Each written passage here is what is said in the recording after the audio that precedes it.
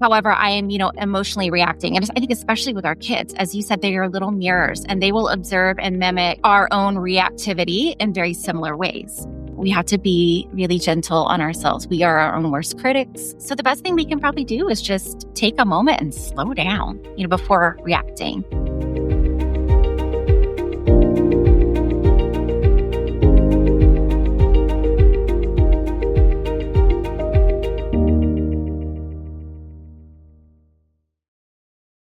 Hey everyone, welcome to the Happy Life Agenda. I'm Dani C, and I am here today with Dr. Hannah once again, but she's not joining us as an expert. She's going to be joining us as a woman who struggles with today's topic, which is imposter syndrome.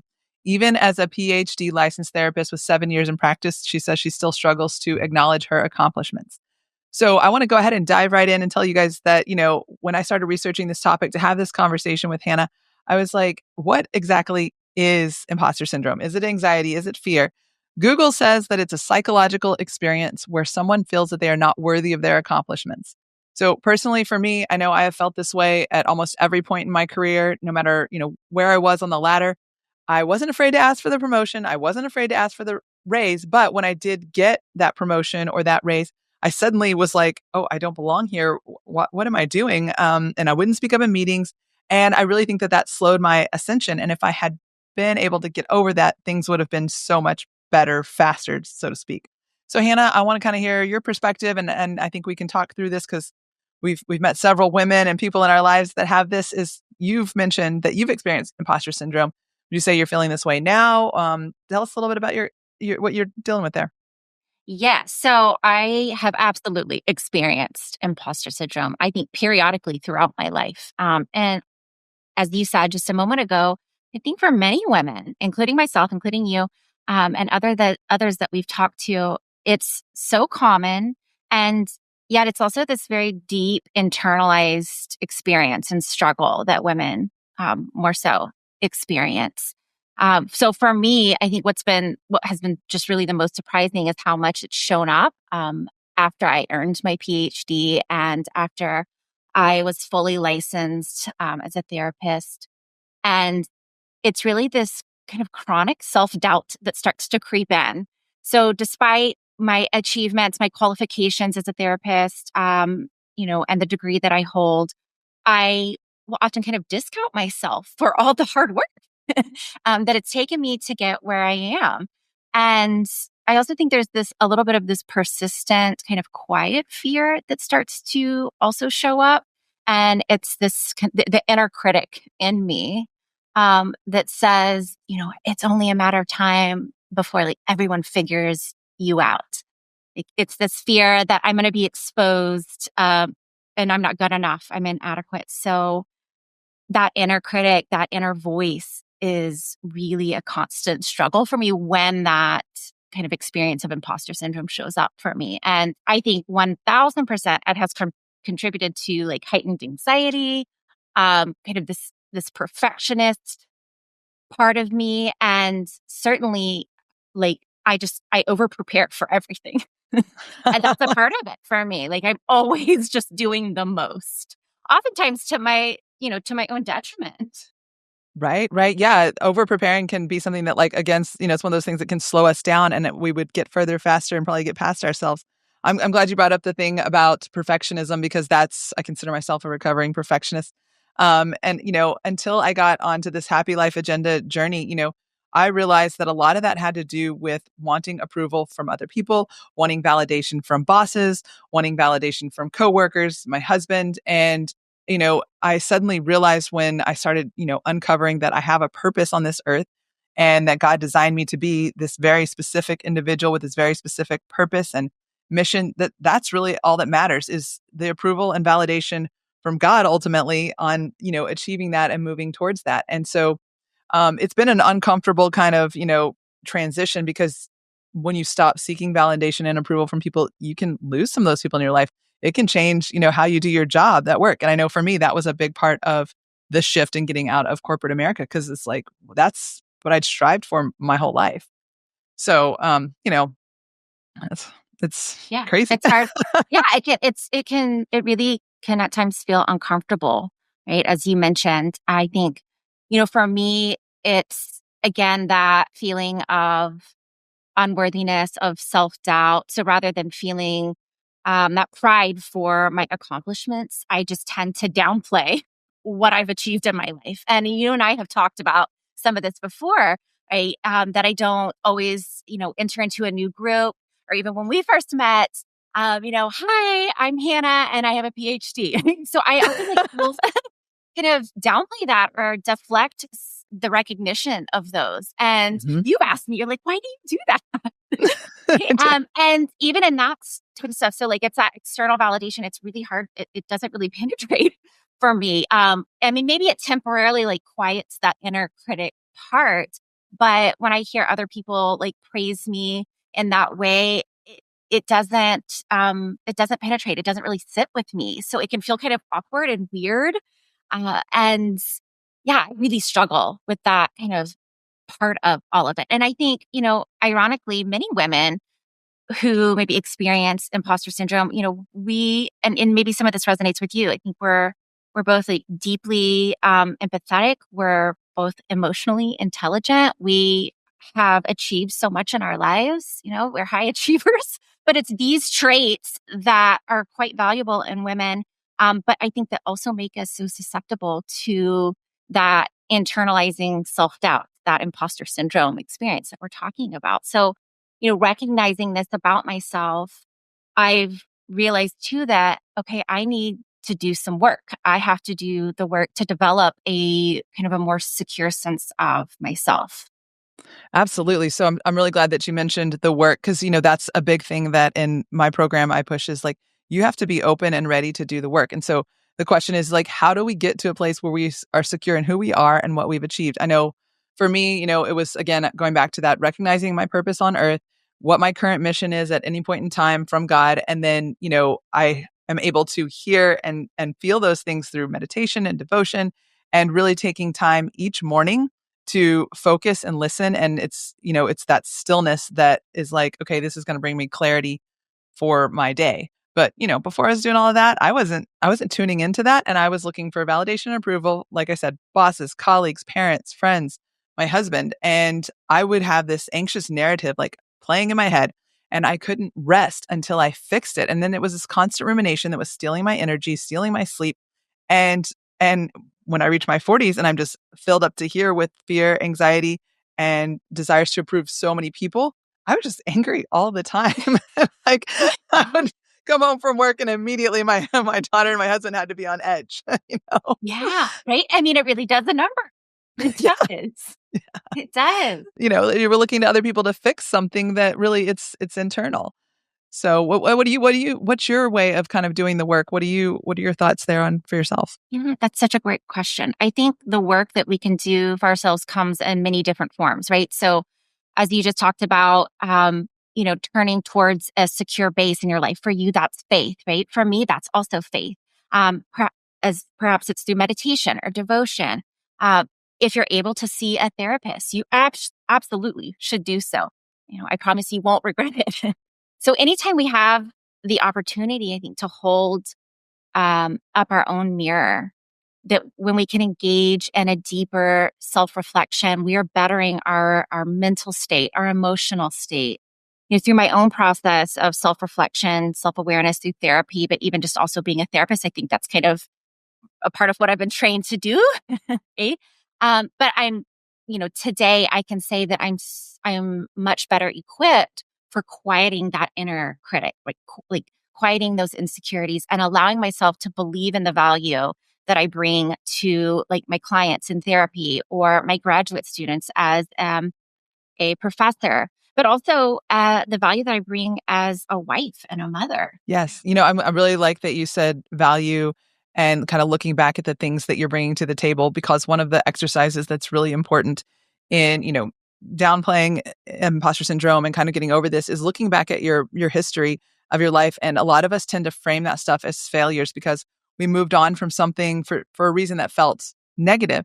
But the truth is, when you look at how it was preparing for where you are today, you're suddenly like, wow, that was a success. And if it hadn't have been so hard, I wouldn't have been able to build the character and the strength to be able to be this person and, help my clients or help your clients, Mhm. be, be able to talk through that situation. Yeah. So, and then the moms and wives thing. Whew, we could go on about that one for a long Yeah. time because I worry all the time. Am I being a good mother? I mean, my daughter used to have like severe anxiety. And when I started to change, so did she. And I have a guest that'll be on our podcast soon. And they talked about just like the mirrors that our kids are and how important the internal work is to being a great parent, and how that changes them not only, mentally, but also, as they're developing their physiology. It's incredible the influence we have.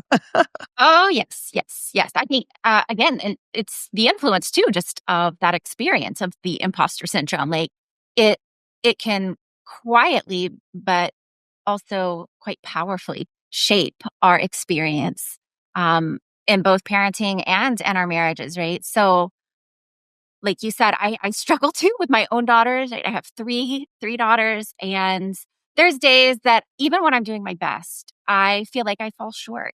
I can easily downplay like how difficult it is to juggle work, uh, juggle the caregiving part, and then just the home responsibilities, the day to day stuff. So even with all of that on my plate, I will still feel like, oh, I just didn't do enough.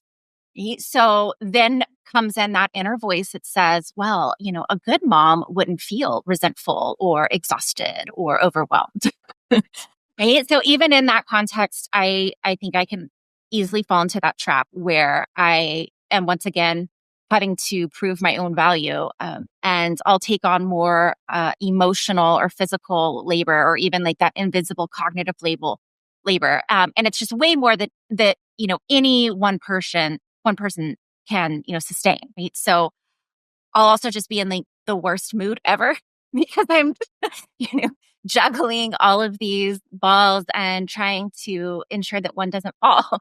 And it weighs on me heavily, right? And so I can, maybe I'm short tempered, or like, that resentment comes up and I snap at the kids or snap at my husband, and I end up not wanting to ask for help or support because once again, I might be exposed that I'm inadequate or incompetent as a mom or as a spouse. So it's that constant kind of internal struggle. And so I think the internal work part really makes a difference because if I don't change, you know, in my family unit or in my professional life, it impacts everybody, not just myself. Right. So however, I am, emotionally reacting. And I think especially with our kids, as you said, they are little mirrors and they will observe and mimic our own reactivity in very similar ways. So, you know, that's something that I have to really remind myself. And I think that's the important point kind of in all of this is that you have to be gentle with yourself. You kind of have to counteract that self-doubt and what's the inner critic that's telling you you're not good enough, you're unworthy. We have to be really gentle on ourselves. We are our own worst critics. We're harder on ourselves than anyone else probably would be. So the best thing we can probably do is just take a moment and slow down, before reacting. Slow down because it's all that kind of hyper reactivity. And then I see my kids doing it. I see my spouse doing it to my kids or to me. And I'm like, oh, well, when it's, thrown back at me, man, I don't like that. Yeah. Oh, yeah, absolutely. I think you hit on two really good points there. Is one is a big part of imposter syndrome is because we don't ask for help and we're afraid that it will unveil something about ourselves. And whether that's at work or at home, I know at home, I don't always ask my husband to do something because, I want to be that like rock star mom who's like, oh, I can do it all. And then, but then I'm, bitter that he's not just thinking of it and doing it himself. But it's like, that's not our roles as male, female. I need to ask for the help and he'll happily do it. Same Yeah, thing at work. right. If I have a colleague that I need help on a project, they're better at graphic design than I am or whatever it may be. I should be open to being able to ask for their help and then I won't be overwhelmed and this person will feel good about themselves because I'm bringing their talents to the table. Yeah. And Yeah. so that's a really important part of, it's asking for help. Yeah. And I think, right, that's probably that speaks to the work that you've done. And, assuring yourself that you are worthy, that you do bring value to the table, whether that be in work or at home as a mom and as a spouse. Right? So we kind of have to ask ourselves, like, if we can slow down enough, we can ask ourselves, what do I need in this moment? Do I need to take a break? Do I need to take a breath or a break? Do I need to be alone? Do maybe I just need to feel heard right now and talk through what I'm thinking, what I'm feeling with my husband, or maybe I need to just, let my friend know, and because she'll be a great, sounding board, or she'll just listen to me. So I think it's just right acknowledging that moment for what it is and allowing yourself to slow down. When we do that too, I think it allows us to self-regulate. Mhm. And in that kind of process, we're really giving ourselves the greatest gift because that's where change happens, I think. Absolutely. It's I talk a lot about getting, comfortable with being uncomfortable. And the more that you put yourself in what would be an uncomfortable moment to be like, okay, stop, wait, there's an awkward silence. What do I need in this moment? But that's okay because you're teaching your brain and your body to, eventually it'll be a lot faster. Go, what do I need in this moment? And be able to react much more quickly with the right thing instead of that, popping off, angry thing that happens to us as a lot. Yeah. And it also you're giving yourself that pause to say, wait a second, I deserve to be here. I deserve to be in this moment, and here's how I can handle this positively. Yeah. So, And even if you don't get it right in the moment, right? As you said, like popping off, like even if that does happen, still being gentle with yourself.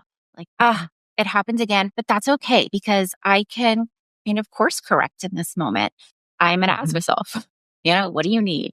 What do you need? Oh, I just need to take a beat. Like, and I can share that with my kids. Give mommy some space for a minute.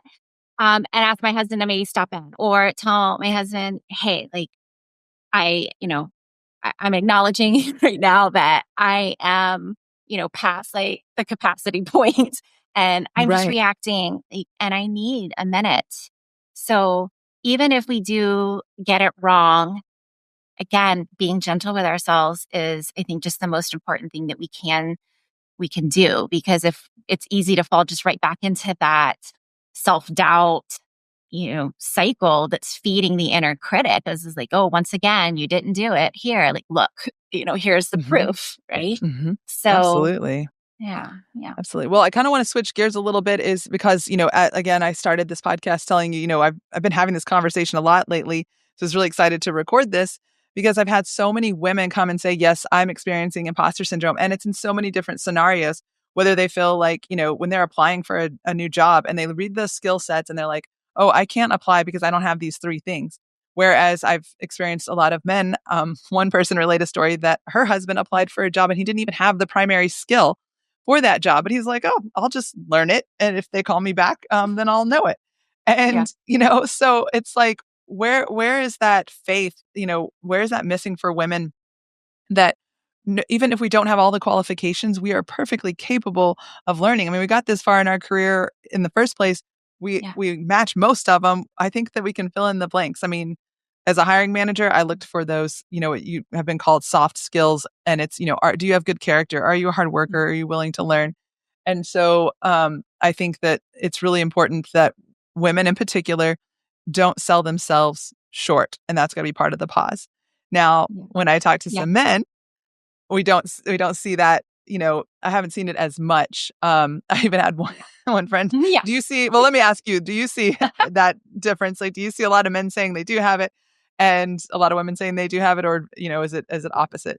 What's been your I can't. experience? I can't say that I've necessarily had those exact conversations, but I think what I can speak to is certainly in the context of that experience among women. I think at its heart, imposter syndrome, it comes from a deep place of care because like and women, most women, I can say generally, we are deep feelers, we're empathic, we want to show up for others, Mhm, and it's when that inner critic comes out, that self-doubt comes out, the inner narrative, it can rob us of all of our confidence, all of our joy, the connection that we're feeling with our kiddos or our best friend or our colleagues at work. Like it robs us of all of that joy, right?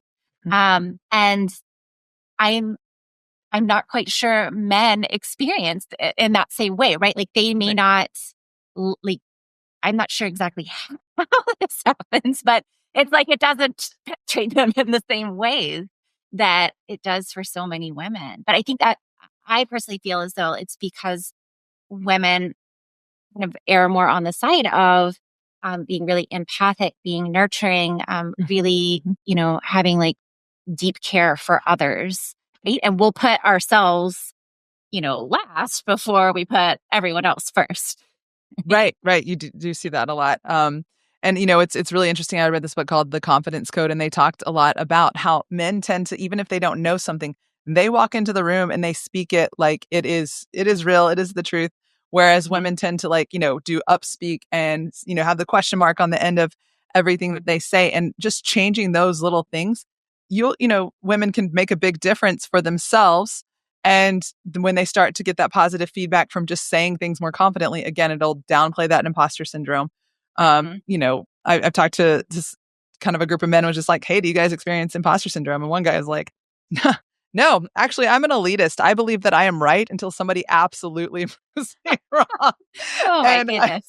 yeah, it kind of sounded extreme, but at the same time, it plays into what that book was saying, is that that's Yeah. how men walk into the room, and we Mm. tend to be like, "Okay, what's everybody doing? Who can I make feel good and put myself second?" Yeah. But I think that all exactly. And I think that also plays into the inner narrative that is, you know, so negative and is there's the self-doubt and questioning our value that plays into it. And probably why in a lot of workplace settings you do see more men really walking like with their chest held high, like as if they know, yes, all the things, and maybe they don't. And women are struggle more with finding that confidence, that voice. And I think again that speaks to kind of the self doubt, the imposter syndrome. Like I'm questioning if I know what I know, Mhm. because this guy over here, he knows it all, and he can walk around, with that essence. So Absolutely. I find that it is. It's a very interesting kind of dichotomy between men and women, and I'd be interested to know if we were to poll all the men out there, all the husbands out there, if that's something that they too have experienced, and what is, does it manifest itself differently? Maybe that kind of expert position is more of a coping mechanism to Mhm, cover up mhm, the imposter syndrome in men, right? Maybe they're not as quick to recognize what they're feeling, and acknowledge that kind of inner experience. And so that they move into kind of that expert role mhm, as a way to cope. I mean, but I think that doesn't necessarily have to be like a gendered experience that, mhm, for some women too, that might be their experience. They move into, that coping mechanism. And as I was saying earlier, for me, it's like that over preparing right. Mhm. is my way of coping. I mean, I just do the most. And Right, perhaps right. to others, like that comes across as like, wow, she's really prepared. Mhm, She has gone above and beyond, and she must know what she's doing. mhm.